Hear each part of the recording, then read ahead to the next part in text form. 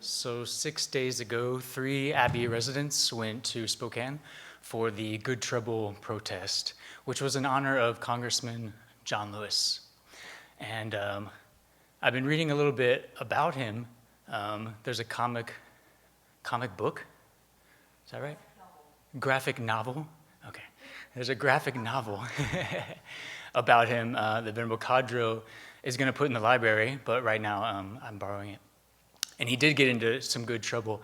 Then when it was harvest time, this is just a side note, he was supposed to be harvesting with his family, but he would hide under his house or different places. And then when the school bus was approaching, he would dash and run to the school bus and jump on and go to school. And then he would get home and his dad would yell at him and scold him and say, "Do not do that again." And the next day, he would jump on the school bus and do it again. He was just determined to get an education. So I have so much respect for John Lewis and all he's done for civil rights and for human rights. But that's just a side note. This protest was so inspiring and positive and joyful, and it was really just an honor to be present and to be a part of this movement. There were some signs that were kind of negative, but it was very, very sparse. Like 99.999% was so positive and loving and caring. Like the message I was getting was, we care about immigrants and poor people and healthcare for everyone so we could be safe and healthy. And we're not going to tolerate injustice and hate and these things that are hurting these people and causing more gross suffering. We already have suffering. Right now we're in samsara, but we just add more and more unnecessary gross suffering on top of it. Really, really unnecessary. So there were some signs that really moved me, and I was on the verge of tears several times.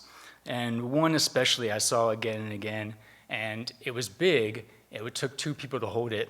And it was this sturdy plastic sign. And they walked on the other side from us. Most of the protest was on this side, on the park side. But there were some people on the other side. And they walked with dignity and a lot of joy, waving at the cars that passed by. And it had 3 words. It just said, "Give a damn." And that really touched me because apathy is our enemy. We cannot be apathetic in this political climate, in this social climate. We can't just sit by and watch democracy crumble, watch due process and the rule of law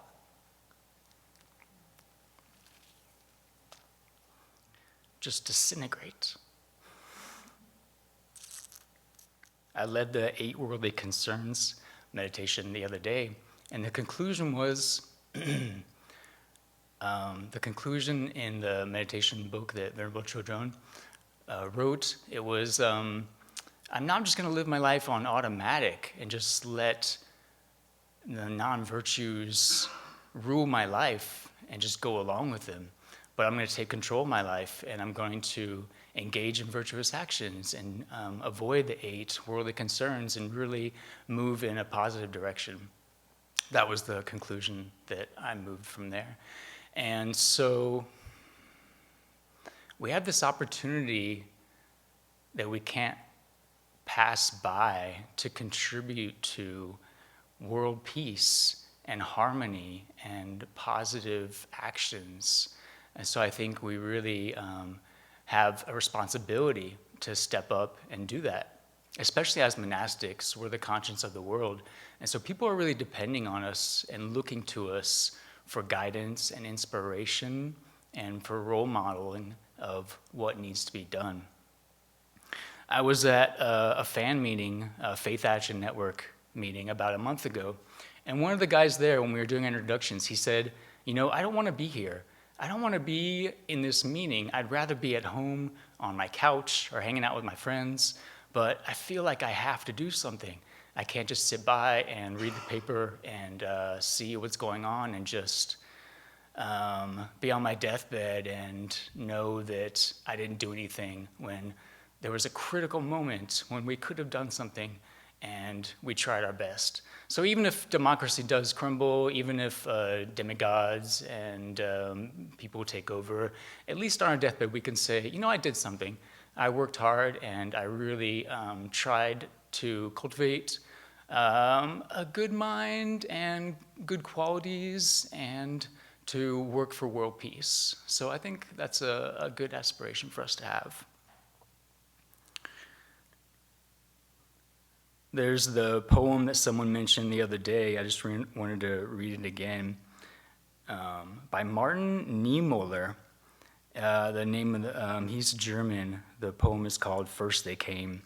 First they came for the socialists, and I did not speak out because I was not a socialist. Then they came for the trade unionists, and I did not speak out because I was not a trade unionist. Then they came for the Jews, and I did not speak out because I was not a Jew. Then they came for me, and there was no one left to speak for me. So we have to be the voice for the voiceless. We have to stand up for people who can't stand up for themselves. And this is our responsibility. And when people look to us and ask, what should I do when I read the paper and I'm horrified and terrified and angry? And this is what we should do. What we do at the Abbey, we wake up and we go to practice and we cultivate good qualities and we care for each other and we care for not just the people in our community, but all sentient beings in all universes throughout all time, throughout all our lives without end. It's just so expansive. It's just totally mind-blowing. And so we clean the toilets and we vacuum and we clean the cars and take care of the Abbey property. And this is how we contribute to world peace. So there's kind of like, it seems like there's this balance of social activism and benefiting people in a real solid way, and also just doing our normal everyday practice. We don't have to do anything big, anything grandiose, but just showing up and doing our best and transforming our mind. This is what the world really needs right now. This is essential. So I really rejoice in everyone's practice here and the way you guys contribute to world peace. And let's just keep doing that.